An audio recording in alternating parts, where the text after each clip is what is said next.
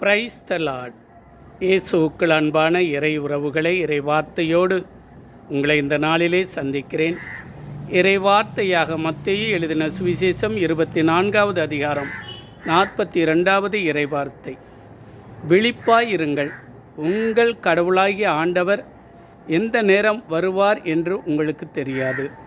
அன்பு தேவ பிள்ளைகளே, ஆண்டவருடைய வார்த்தை சொல்லுகிறது, நாம் விழிப்பாய் இருக்க வேண்டும். ஒரு திருடன் வீட்டிற்குள் இந்த நேரத்தில் வருவான் என்றால் நாம் விழித்து கொண்டிருப்போம், அவன் கண்ணமிடாதவரை பாதுகாத்து கொள்வோம். அன்பு தேவ பிள்ளைகளே, அதுபோல் ஆண்டவருடைய அந்த வருகை எந்த நேரம் என்று தெரியாது.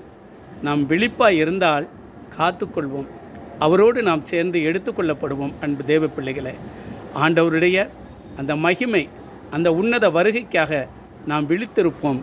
ஒரு நிமிடம் கண்களை மூடி நாம் ஜெபிப்போம். மகா இரக்கமும் கிருபையும் அன்பும் நிறைந்த எங்கள் நல்ல தகப்பனே, இந்த வேலைக்காக உமக்கு நன்றி அப்பா. ராஜா, விழிப்பாய் இருங்கள் என்று சொன்னீரே அப்பா. ஆம் தகப்பனே, நாங்கள் எந்த நேரமும் நாங்கள் விழிப்பாய் இருந்து உம்முடைய வருகைக்காக நாங்கள் காத்திருக்கக்கூடிய மனதை நீர் எங்களுக்கு தர வேண்டுமாய் இயேசுவின் ஈடு இணையற்ற நாமத்திலே ஜெபிக்கிறோம் எங்கள் நல்ல தகப்பனே. ஆமேன், ஆமேன்.